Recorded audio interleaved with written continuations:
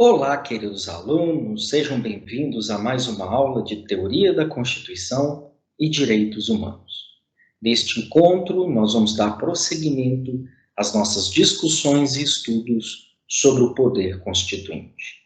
Nós já vimos no nosso primeiro encontro e no outro seguinte as principais espécies do poder constituinte existentes no ordenamento jurídico brasileiro. Nós falamos sobre o poder constituinte originário, falamos sobre o poder constituinte derivado revisor e sobre o poder constituinte derivado reformador. Agora nós vamos finalizar as conclusões sobre o poder de reforma da Constituição, para depois falarmos sobre o poder constituinte derivado decorrente e o poder constituinte difuso. Uma questão que precisamos discutir é acerca da importância das emendas à Constituição e do processo de reforma para a manutenção do processo de eficácia do texto constitucional. Conforme nós discutimos, o desejável é que uma Constituição ela se estabilize no tempo, que ela seja capaz de arraigar o seu conteúdo no âmbito das relações sociais na qual ela se aplica. Quando nós analisamos a história do constitucionalismo, nós vamos perceber que os estados, a variar de uns para os outros, vão ter uma história constitucional muito peculiar. Nós temos estados, por exemplo, como o Estado inglês, que tem uma mesma Constituição, processo de um desenvolvimento de quase 800 anos de história. Se nós olharmos para o modelo norte-americano, nós perceberemos que a Constituição norte-americana, datada de 1787, permanece praticamente íntegra, praticamente intacta desde então, salvo pela inserção das 14 emendas que ficaram conhecidas como Bill of Rights.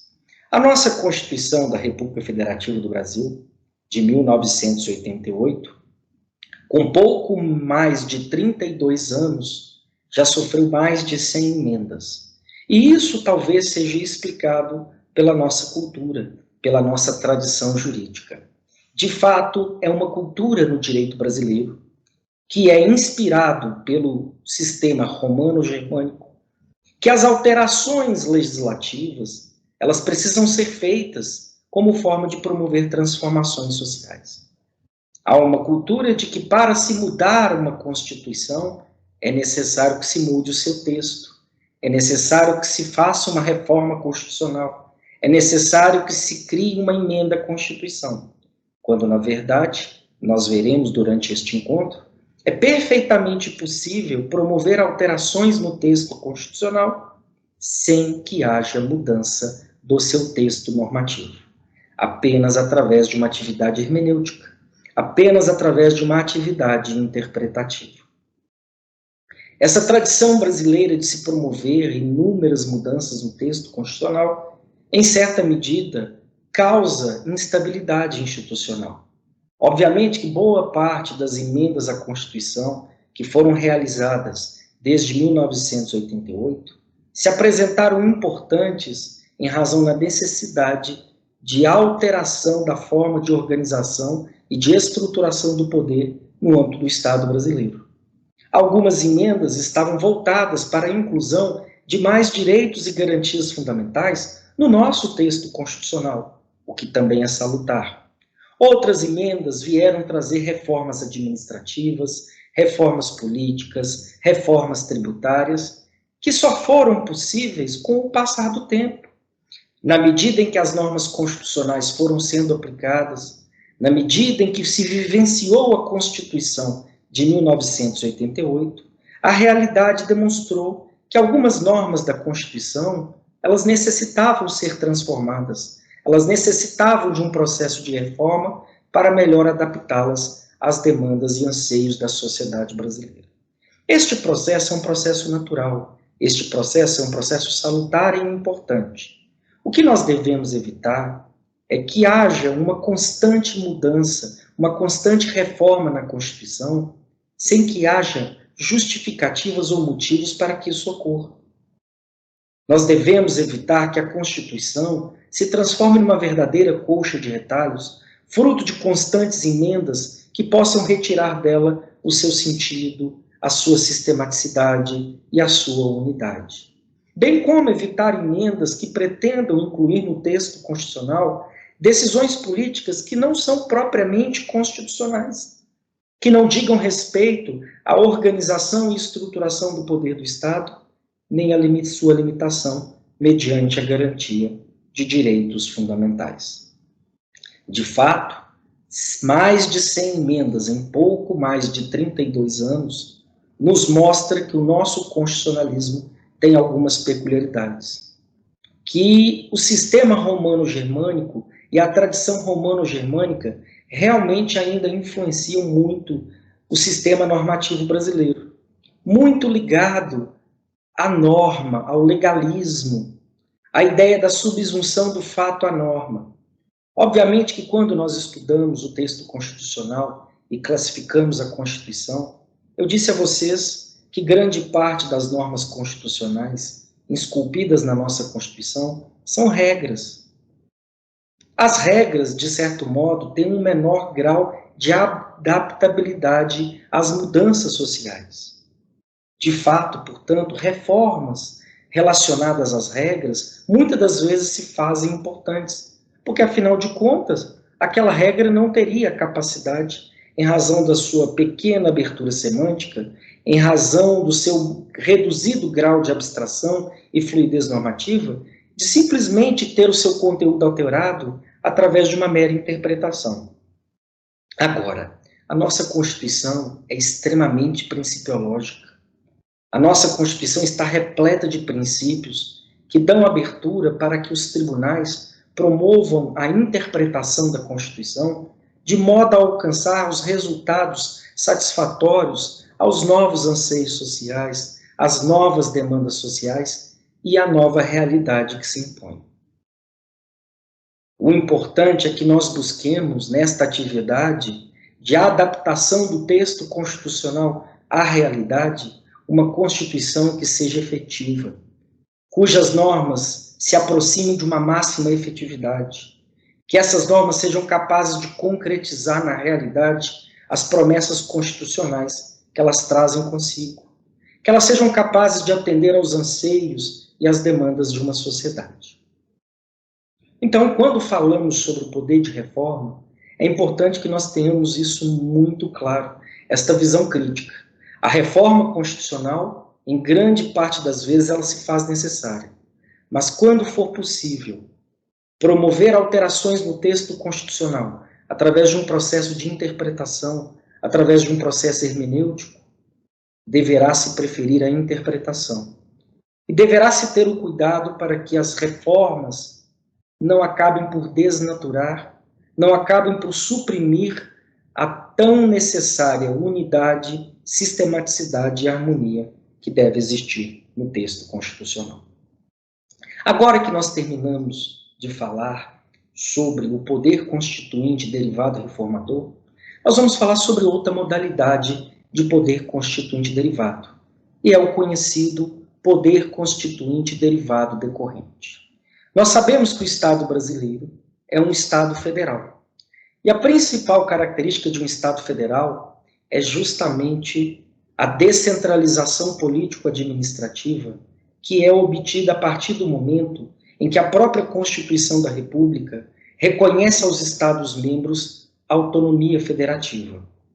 E essa autonomia federativa que é reconhecida aos Estados-membros, ela se manifesta em um atributo muito importante, que é a capacidade reconhecida aos Estados-membros, a cada um dos 26 Estados-membros, para que eles possam se auto-organizar através de suas constituições estaduais.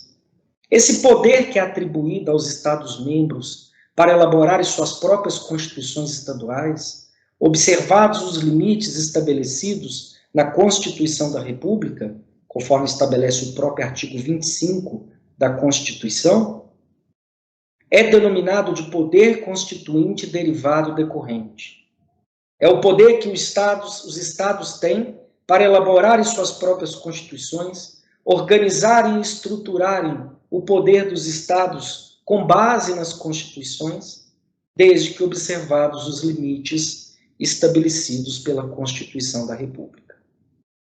Percebam, portanto, que o poder constituinte derivado decorrente, ele é um poder juridicamente limitado, uma vez que os Estados-membros, ao elaborarem suas constituições estaduais, eles necessariamente deverão observar os princípios da República Federativa do Brasil, os direitos e garantias fundamentais estabelecidos pela Constituição da República Federativa do Brasil, deverão observar as normas de organização e estruturação do poder no âmbito dos Estados já previstas na Constituição da República. É por esse motivo que nós dizemos que o poder constituinte derivado decorrente, ele está sujeito a duas espécies de princípios, duas espécies de limites previstos na Constituição da República, que são os limites explícitos e os limites implícitos. Os limites explícitos são aqueles que estão expressamente previstos na Constituição da República, dentre elas as chamadas normas de repetição obrigatória, bem como a necessidade de observância ao princípio da simetria ou do paralelismo de forma. E o que significa isso? Se nós percorrermos o texto constitucional, nós iremos perceber que há normas na Constituição da República que já estabelecem diretrizes e parâmetros que deverão ser obrigatoriamente respeitados pelos Estados-membros. Normas que deverão ser repetidas pelas constituições estaduais, uma vez que obrigatórias. Como, por exemplo, o tempo de mandato do governador, a forma de eleição dos governadores, o número de deputados estaduais, a remuneração dos deputados estaduais, os sistemas de inviolabilidades e imunidades dos deputados estaduais, a organização dos tribunais de justiça dos estados.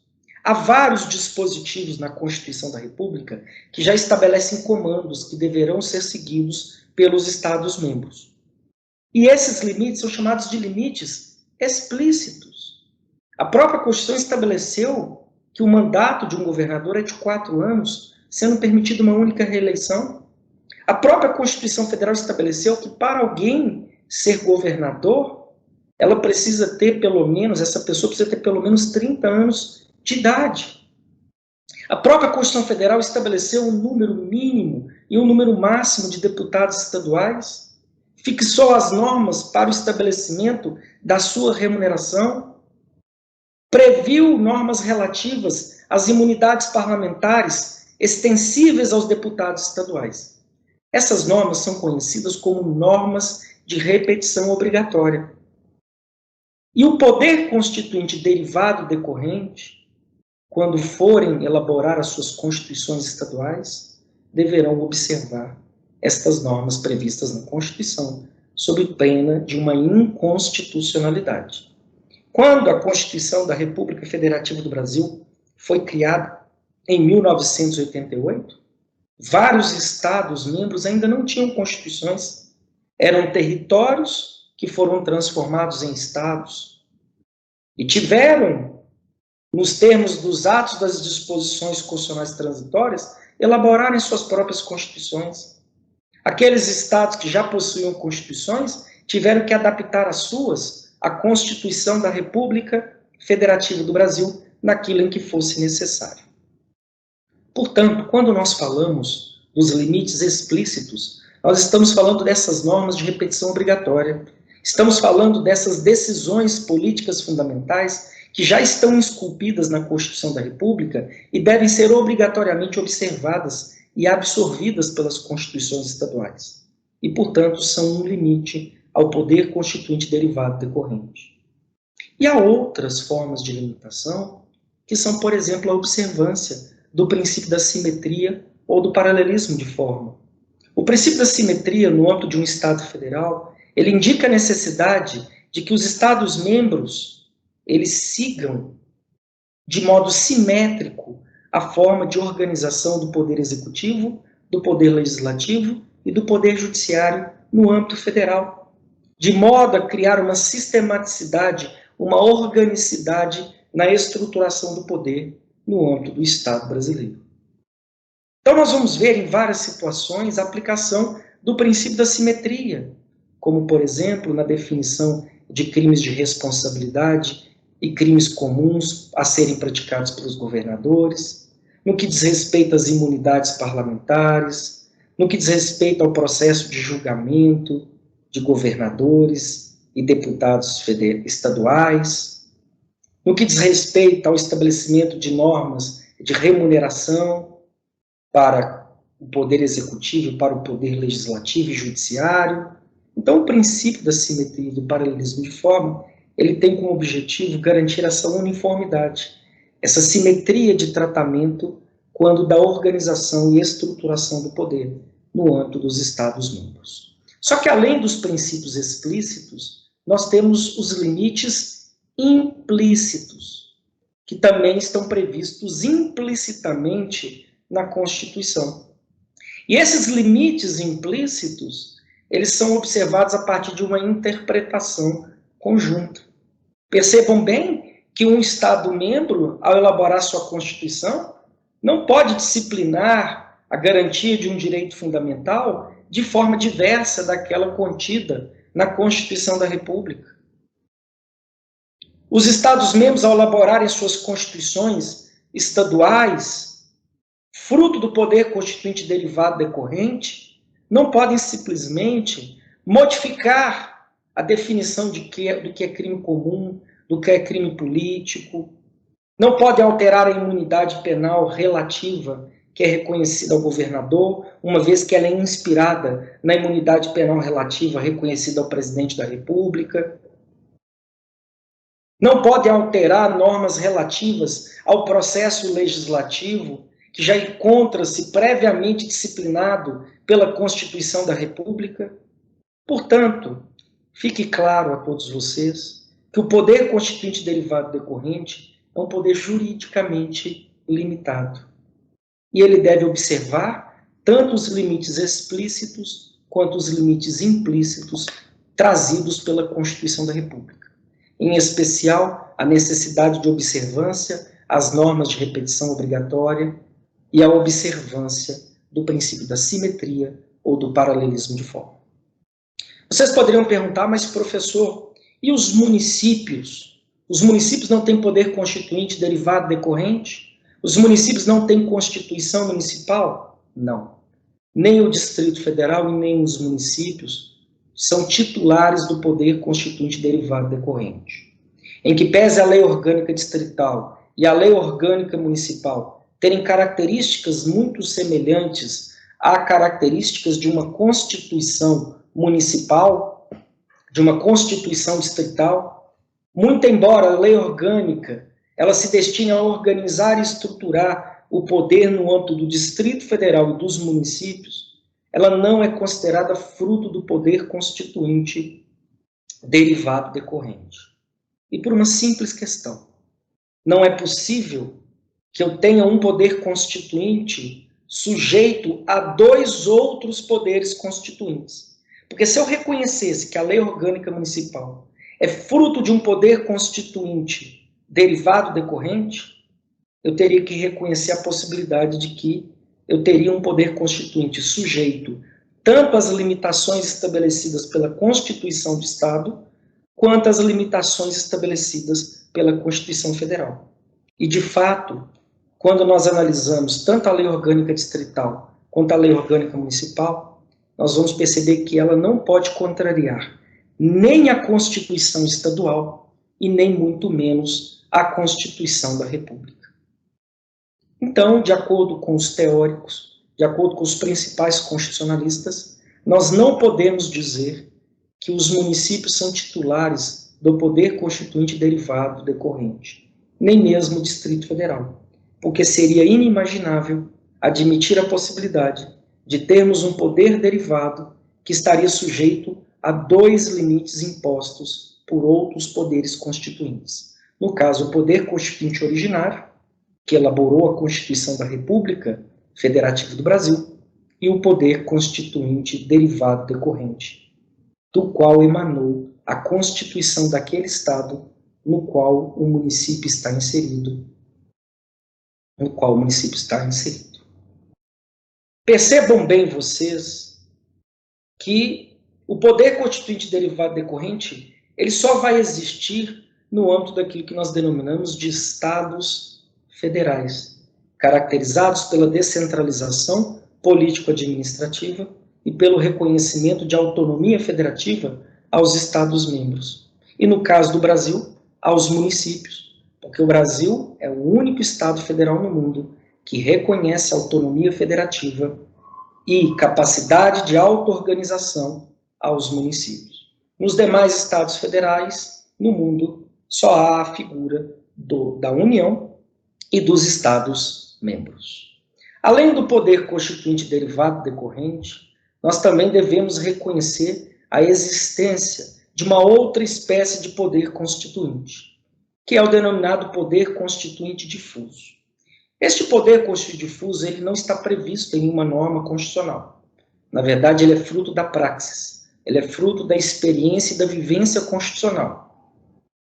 O poder constituinte difuso ele é caracterizado por ser ou por se manifestar na capacidade de se realizar alterações no conteúdo da Constituição sem que seja necessário alterar o texto normativo, a literalidade das normas constitucionais.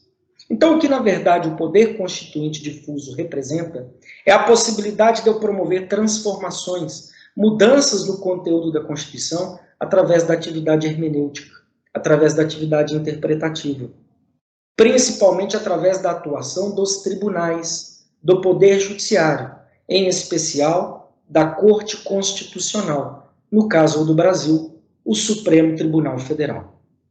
Então, através do poder constituinte difuso, os tribunais, ao analisarem casos concretos, ao apreciarem litígios levados ao seu conhecimento, eles teriam a capacidade de, através de uma interpretação sistêmica e harmônica de toda a Constituição, de promover alterações no conteúdo da Constituição, no sentido das normas constitucionais, sem promover qualquer alteração no texto normativo, sem a necessidade de uma emenda à Constituição, sem a necessidade da realização de um processo formal de mudança do texto constitucional. Este fenômeno, conhecido como poder constituinte difuso, também é denominado por muitos como mutação constitucional, que é justamente a capacidade do texto constitucional de se adaptar e de se transformar diante das novas exigências e diante das transformações da sociedade e das relações sociais. Isso somente é possível através da atividade hermenêutica, da atividade interpretativa. Os tribunais, diante das novas demandas, diante dos novos anseios sociais, ao aplicarem a Constituição ao caso concreto, promoveriam uma interpretação capaz de amoldar o conteúdo da Constituição às necessidades, à realidade social. Só que quando nós falamos em mutação constitucional, nós devemos ter um certo cuidado, uma certa cautela.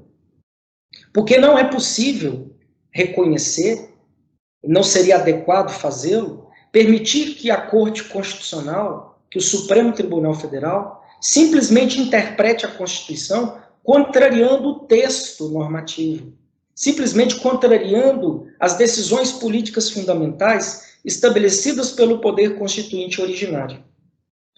O poder constituinte difuso não é ilimitado, não dá um poder supremo ilimitado à Corte Constitucional para simplesmente modificar o conteúdo da Constituição através de uma interpretação.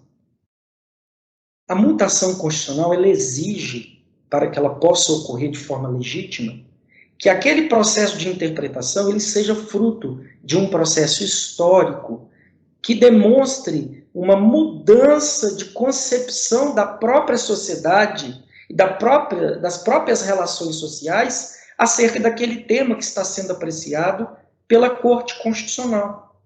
No caso do Brasil, por exemplo, nós tivemos decisões do Supremo Tribunal Federal que reconheceram a possibilidade de uniões homoafetivas, de uniões entre pessoas do mesmo sexo. É um típico exemplo de mutação constitucional. Nós tivemos decisões do Supremo Tribunal Federal que permitiram o casamento de pessoas do mesmo sexo. É um típico exemplo de mutação constitucional. Nós tivemos decisões do Supremo Tribunal Federal que permitiram, por exemplo, pesquisas com célula-tronco, que permitiram a interrupção da gestação do feto anencéfalo com base na interpretação do conceito de vida e da dignidade da pessoa humana, sem que houvesse a necessidade de qualquer alteração no texto constitucional. Percebam bem que em todos estes exemplos que eu trouxe aqui, o que nós verificamos é que houve transformações profundas nas relações sociais que demandaram que o texto constitucional passasse por um processo de interpretação, exigindo que o texto constitucional fosse interpretado, muitas das vezes, para além daquilo que ele próprio estabelece, mas nunca contrariamente àquilo que ele prevê. A mutação constitucional, ela não é cabível para legitimar interpretações contrárias à Constituição, interpretações que venham a vulnerar, a violar o texto da Constituição. A mutação constitucional, ela permite apenas uma interpretação que melhor encontre o sentido a ser atribuído à norma constitucional, de modo a garantir que aquela atividade de interpretação alcance a melhor interpretação possível, de modo a garantir a dignidade da pessoa humana e a outros direitos e garantias fundamentais previstos na própria Constituição da República. Agora, como eu disse, a mutação constitucional não pode dar aso e nem criar um terreno de inseguranças jurídicas, permitindo que a Corte Constitucional simplesmente interprete a Constituição contrariamente ao seu texto, ou que modifique a interpretação da Constituição periodicamente, trazendo dúvidas, trazendo insegurança para as relações jurídicas e sociais. Vejamos o caso do princípio da presunção de inocência.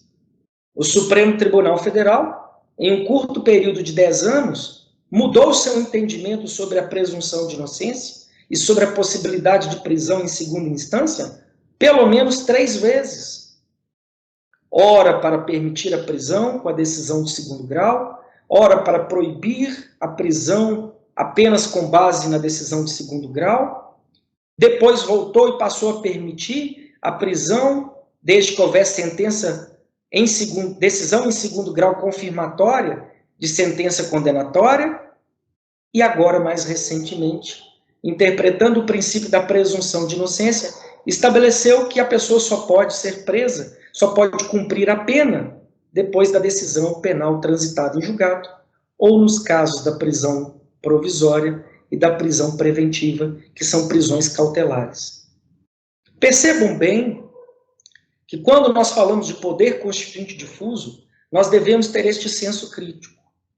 É importante que a Constituição ela tenha o seu conteúdo amoldado às novas realidades, às novas demandas, aos novos anseios sociais, através de um processo hermenêutico, através de um processo interpretativo, mas não para permitir que a interpretação simplesmente passe por cima e desconsidere a vontade do poder constituinte originário. E nem mesmo para transformar a Corte Constitucional em um verdadeiro poder constituinte reformador ilimitado. A dar a possibilidade de que o STF promova transformações no texto constitucional a qualquer tempo através da atividade interpretativa. Então aqui nós podemos perceber, a partir dos nossos estudos, o quão importante é o poder constituinte, seja ele o originário, seja ele o derivado revisor, o reformador, o decorrente ou o difuso. O poder constituinte é o poder de constituir, de criar uma Constituição, mas também o poder de modificá-la, de adaptá-la, de amoldá-la às novas demandas sociais e à realidade social, que é tão vivaz tão transformadora e tão rica. Desejo a todos excelentes reflexões e ótimos estudos. Até mais, pessoal.